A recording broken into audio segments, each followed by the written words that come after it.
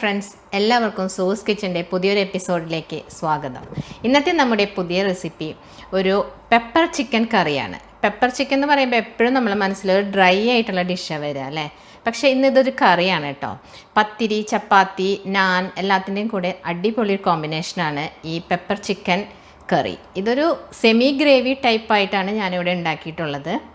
അപ്പോൾ നിങ്ങളെല്ലാവരും ഈ വീഡിയോ ഒന്ന് കണ്ടു നോക്കൂ. നിങ്ങൾക്ക് ഈ വീഡിയോ ഇഷ്ടപ്പെടുകയാണെങ്കിൽ ഒന്ന് സബ്സ്ക്രൈബ് ചെയ്യണേ. സബ്സ്ക്രൈബ് ചെയ്യുമ്പോൾ അതിൻ്റെ അടുത്ത് വരുന്ന ബെല്ലൈക്കൺ കൂടി ഒന്ന് ക്ലിക്ക് ചെയ്യണം. അപ്പോഴേ ഞാനിടുന്ന പുതിയ വീഡിയോസിൻ്റെ നോട്ടിഫിക്കേഷൻ നിങ്ങൾക്ക് പെട്ടെന്ന് കിട്ടുള്ളൂ.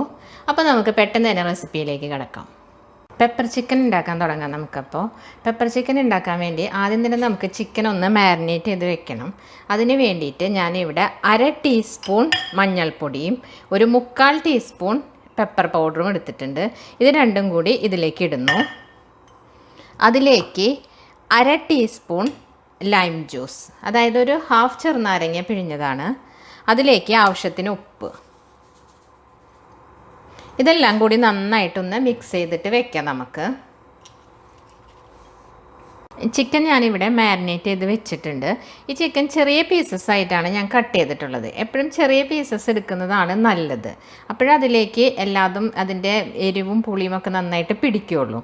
അപ്പോൾ അതിന് വേണ്ടി ഞാനിവിടെ എടുത്തിട്ടുള്ളത് ഇത് 700 ഗ്രാമുള്ള ചിക്കനാണ്. അപ്പോൾ എത്രയാണോ നിങ്ങളുടെ കയ്യിലുള്ള അത് വെയിറ്റ് അനുസരിച്ച് ഇതിൻ്റെ ഇൻഗ്രീഡിയൻസ് കുറച്ച് കൂട്ടിയാൽ മതിയേ. അപ്പോൾ നമുക്കിതൊരു അരമണിക്കൂർ മാറ്റി വയ്ക്കാം. അപ്പോഴേക്കും അതിൻ്റെ മസാല നമുക്ക് റെഡിയാക്കാം. അപ്പം നമുക്ക് മസാല ഉണ്ടാക്കാൻ തുടങ്ങാം. മസാല ഉണ്ടാക്കാനായിട്ട് ഞാനിവിടെ 2 സവോള വലുതാണ് കേട്ടോ, ഇത് നീളത്തിൽ അരിഞ്ഞു വെച്ചിട്ടുണ്ട്. അതുപോലെ 2 പച്ചമുളക് നീളത്തിൽ അരിഞ്ഞു വെച്ചിട്ടുണ്ട്. 7 വെളുത്തുള്ളി അത് ചതച്ച് വെച്ചിട്ടുണ്ട്. ഒരു മീഡിയം ടൈപ്പ് ജിഞ്ചർ അതും ചതച്ച് വെച്ചിട്ടുണ്ട്. അതുപോലെ തന്നെ തക്കാളി, ഒരു വലിയ തക്കാളിയാണ്. നിങ്ങളതിൽ ചെറുതാണെങ്കിൽ 2 എടുക്കണേ. ഇത് ചെറുതായി അരിഞ്ഞു വെച്ചിട്ടുണ്ട്. പിന്നെ നമുക്ക് ചെറുതായിട്ട് ചോപ്പ് ചെയ്ത് വെച്ചിട്ടുള്ള മല്ലിയില, അതുപോലെ 2 ടീസ്പൂൺ കുരുമുളക് പൊടി, 1/4 ടീസ്പൂൺ ഗരം മസാലപ്പൊടി, 1/2 ടീസ്പൂൺ പെരിഞ്ജീരകപ്പൊടി, 1/2 ടീസ്പൂൺ മഞ്ഞൾപ്പൊടി, 2 ടീസ്പൂൺ മല്ലിപ്പൊടി, പിന്നെ 2 കഷ്ണം പട്ട, 3 ഗ്രാമ്പു, 3 ഏലക്കായ. ഇത്രയും ഐറ്റംസാണ് നമുക്ക് വേണ്ടത്. ഞാനൊരു പാൻ അടുപ്പിൽ വെച്ചിട്ടുണ്ട്. ഇതിലേക്ക് കുറച്ച് വെളിച്ചെണ്ണയാണ് ഒഴിച്ചിട്ടുള്ളത്. വെളിച്ചെണ്ണ ഒഴിക്കുന്നതായിരിക്കും കുറച്ചുകൂടി നല്ലത്.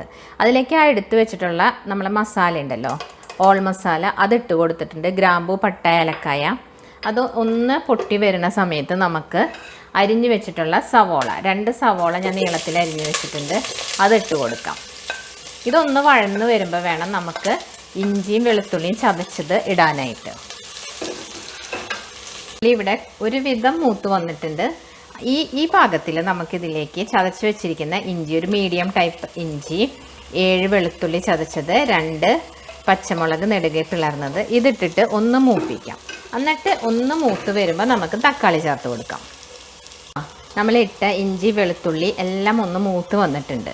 ഈ സമയത്ത് നമ്മൾ അരിഞ്ഞു വെച്ചിരിക്കുന്ന തക്കാളി ഇട്ട് കൊടുക്കുക. ഇതൊരു വലിയ തക്കാളിയാണ്, ഞാൻ ചെറുതായി അരിഞ്ഞു വെച്ചിട്ടുള്ളതാണ്. നിങ്ങളുടെ കയ്യിൽ ചെറുതാണ് തക്കാളിയെങ്കിൽ 2 തക്കാളി ഇട്ട് കൊടുക്കാം.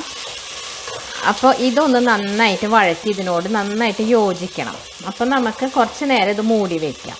മൂടി വയ്ക്കുമ്പോൾ ഒരിക്കലും ഇതിൽ വെള്ളം ഒഴിക്കരുത് കേട്ടോ. വെള്ളം ഒഴിച്ച് കഴിഞ്ഞാൽ പൊടികളിടുമ്പോൾ നമുക്കത് മൂപ്പിച്ചെടുക്കാൻ പറ്റില്ല. പൊടികളങ്ങ് വെന്ത് പോവുകയുള്ളൂ, മൂപ്പിച്ചെടുക്കാൻ നമുക്ക് പറ്റില്ല.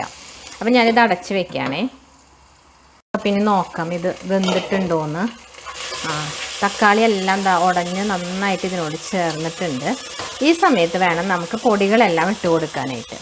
അപ്പോൾ ഞാൻ ആദ്യം തന്നെ നമ്മൾ എടുത്ത് വെച്ചിട്ടുള്ള മല്ലിപ്പൊടി, മഞ്ഞൾപ്പൊടി ഇടുകയാണ്. 1/2 ടീസ്പൂൺ മഞ്ഞൾപ്പൊടിയും 2 ടീസ്പൂൺ മല്ലിപ്പൊടിയുമാണിത്.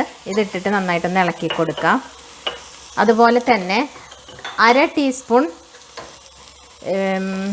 പെരിഞ്ജീരകപ്പൊടിയും 1/4 ടീസ്പൂൺ ഗരം മസാലപ്പൊടിയുമാണിത്. അതും നന്നായിട്ട് ഇളക്കി കൊടുക്കുക. അതിനോടൊപ്പം 2 ടീസ്പൂൺ കുരുമുളക് പൊടി എടുത്ത് വെച്ചത് അതിട്ട് കൊടുക്കുക. എന്നിട്ട് നന്നായിട്ടൊന്ന് മിക്സ് ചെയ്യാം. നമ്മൾ ആ മസാലപ്പൊടികളൊക്കെ ഇട്ട് ഒരു 2 മിനിറ്റ് ഇങ്ങനെ ഇളക്കിക്കൊണ്ടിരിക്കണം. അപ്പോഴേ ആ പൊടികളൊക്കെ ഒന്ന് നന്നായിട്ട് മൂത്ത് കിട്ടുള്ളൂ. ഇതിപ്പോൾ ഇവിടെ മസാലപ്പൊടിയൊക്കെ മൂത്ത് നല്ല മണം ഇവിടെ വരുന്നുണ്ട്. ഈ സമയത്ത് വേണം നമ്മൾ ചിക്കൻ ഇട്ട് കൊടുക്കാനായിട്ട്. നമ്മൾ നേരത്തെ മാരിനേറ്റ് ചെയ്ത് വെച്ച ചിക്കൻ ഉണ്ടല്ലോ, അത് ഇതിലേക്ക് ഇട്ട് കൊടുക്കാം. എന്നിട്ടൊന്ന് നന്നായിട്ട് മിക്സ് ചെയ്യാം. ഇതിലേക്ക് നമ്മൾ ഒരു തണ്ട് വേപ്പില ഒന്ന് പൊട്ടിച്ചിട്ട് കൊടുക്കുക. അതുപോലെ തന്നെ മല്ലിയില അരിഞ്ഞ് വെച്ചത് ഈ സമയത്ത് കുറച്ചിട്ട് കൊടുക്കുക. എന്നിട്ടൊന്ന് നന്നായിട്ട് മിക്സ് ചെയ്തിട്ട് നമുക്കിത് മൂടി വയ്ക്കാം. ഈ ചിക്കനിൽ നിന്ന് നന്നായിട്ട് വെള്ളം ഇറങ്ങി വരുന്നുണ്ടോ എന്ന് നമുക്കൊരു 5 മിനിറ്റ് മൂടി വെച്ചിട്ട് നോക്കാം. ആവശ്യത്തിന് വെള്ളം ഇറങ്ങി വരുന്നില്ലെങ്കിൽ നമുക്ക് കുറച്ച് തിളപ്പിച്ചറിയാം 1/2 കപ്പ് വെള്ളത്തിലേക്ക് ഒഴിച്ചു കൊടുക്കേണ്ടി വരും. അപ്പോൾ ഇപ്പോൾ നമുക്കിത് മൂടി വയ്ക്കാം. ഞാൻ 5 മിനിറ്റ് ഇത് മൂടി വെച്ചൊന്ന് തുറന്ന് നോക്കുകയാണേ. നോക്കൂ, ഇതിനകത്ത് ഒട്ടും തന്നെ വെള്ളം വന്നിട്ടില്ല. അപ്പോൾ ഇത് നമുക്ക് ഇങ്ങനെ ചിക്കൻ ഇങ്ങനെ ഇട്ട് വേവിച്ചെടുക്കാൻ ഇത്തിരി ബുദ്ധിമുട്ട്. അപ്പോൾ അത് കാരണം കൊണ്ട് ഞാനിതിലേക്ക് ഒരു 1/2 കപ്പ് വെള്ളം ഒഴിക്കാൻ പോവാണ്. ഞാൻ വെള്ളം ഇവിടെ തിളപ്പിക്കാൻ വെച്ചിട്ടുണ്ട്. ആ വെള്ളം ഇതിലേക്ക് ഒഴിക്കുകയാണേ.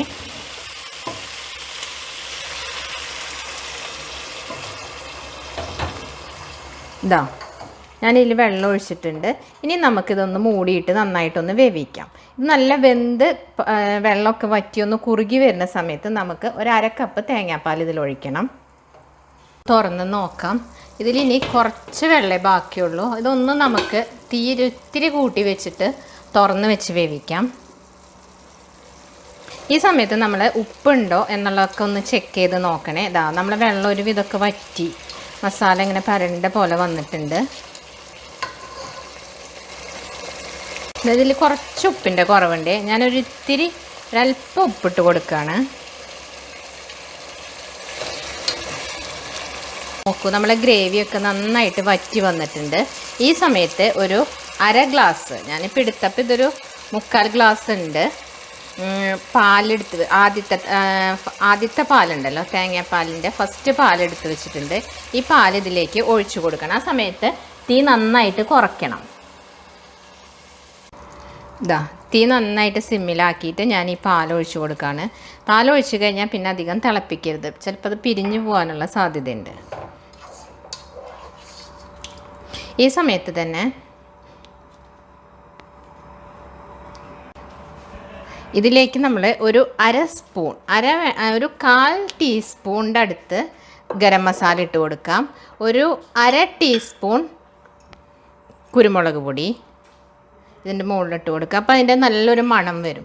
ഈ സമയത്ത് ഇത്തിരി മല്ലിയിലയും വിതറി കൊടുക്കാം. അതുപോലെ തന്നെ കുറച്ച് കറിവേപ്പിലയും. ഇനി അതൊന്ന് നന്നായിട്ട് മിക്സ് ചെയ്യാം. ഇപ്പം നമ്മളെ കറി ഇവിടെ റെഡി ആയിട്ടുണ്ട്. ഞാൻ തീ ഓഫ് ചെയ്തു, കാരണം പാല് പിന്നെ തിളയ്ക്കാൻ അനുവദിക്കരുത്. അപ്പോൾ നമ്മളുടെ നല്ല അടിപൊളി പെപ്പർ ചിക്കൻ കറി ഇവിടെ റെഡി ആയിട്ടുണ്ട്. ഇത് ചപ്പാത്തി, പത്തിരി, അപ്പം എല്ലാത്തിൻ്റെയും കൂടെ നല്ലൊരു കോമ്പിനേഷനാണ് കേട്ടോ. അപ്പോൾ നിങ്ങൾക്ക് എൻ്റെ റെസിപ്പി ഇഷ്ടപ്പെട്ടെങ്കിൽ ഇതൊന്ന് ലൈക്ക് ചെയ്യണം. അതുപോലെ നിങ്ങളുടെ അഭിപ്രായങ്ങൾ കമൻറ്റ് ബോക്സിൽ എഴുതണം. അപ്പോൾ നമുക്ക് അടുത്ത പുതിയൊരു വീഡിയോയുമായി കാണുന്നവരേക്കും bye. Thanks for watching Sue's kitchen.